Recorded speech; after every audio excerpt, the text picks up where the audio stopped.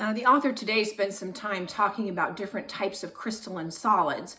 I wanted to take just a little bit of time and talk about some of the physical properties of these, because it's not something that he mentions in here a whole lot. So I just wanted to touch on that very briefly. Basically, you've got two different types of solids. You can either have amorphous solids or you can have crystalline solids. If you've ever had any Greek and Latin root study, you know that morph means shape, and the prefix a means not or without.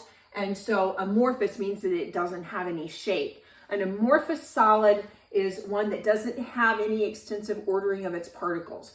And so there's a real lack of regularity there. And so as a result, there's also not going to be a distinct melting point.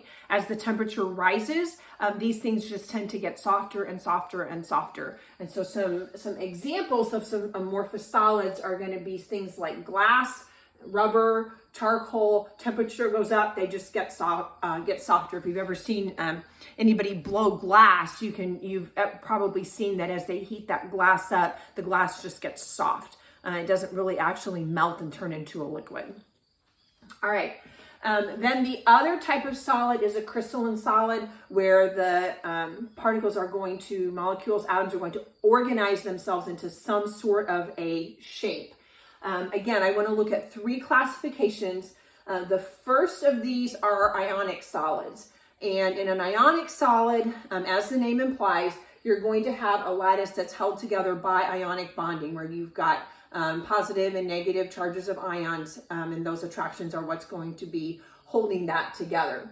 Ionic solids are always very hard. They're usually very brittle. They're going to have a high boiling point, a high melting point, very low vapor pressure. Hopefully you're catching the association here between a high boiling point and a low vapor pressure. Those two always are going to go together.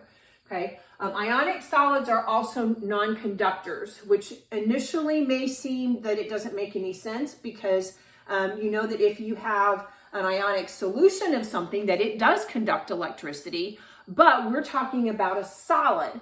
And so if you have a solid and the ions are not free to move, they cannot conduct electricity. So these are going to be non-conductors because they're not going to, the electrons are not free to move around as they are if you dissolve them in solution.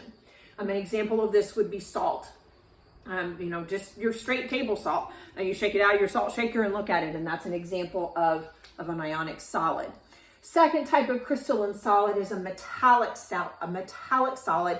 And I did mention this very briefly in the video when we talked about a lot of intermolecular forces. In metallic solids, your electrons are delocalized. And so what that means is that the electrons aren't really glued to a particular atom, but they have the ability to move all over the entire network. And so as a result, these metallic solids are going to be both electrical and thermal conductors. They're very malleable, which means that you can take a hammer and you can beat on them and you can change their shape relatively easily. They're also ductile, which means that you can take these metals and you can draw them into long, thin pieces of wire. So copper is going to be an example there. And then finally, we have covalent solids. Covalent solids are going to happen anytime you have a covalently bonded molecule that's going to go into the solid phase. And so the covalent solids are going to be non-conductors, because remember, to have a conductor, you've got to have ions, you've got to have positive and negative charges.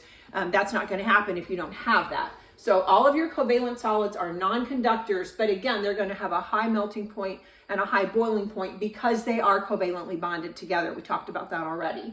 Examples of this, graphite, diamond, and silicon dioxide, which is the principal component of sand. Okay, so again, not a whole lot of material today, but I did want to just add to what he had in the book so that you were familiar with some of the physical properties of some of these different types of solids.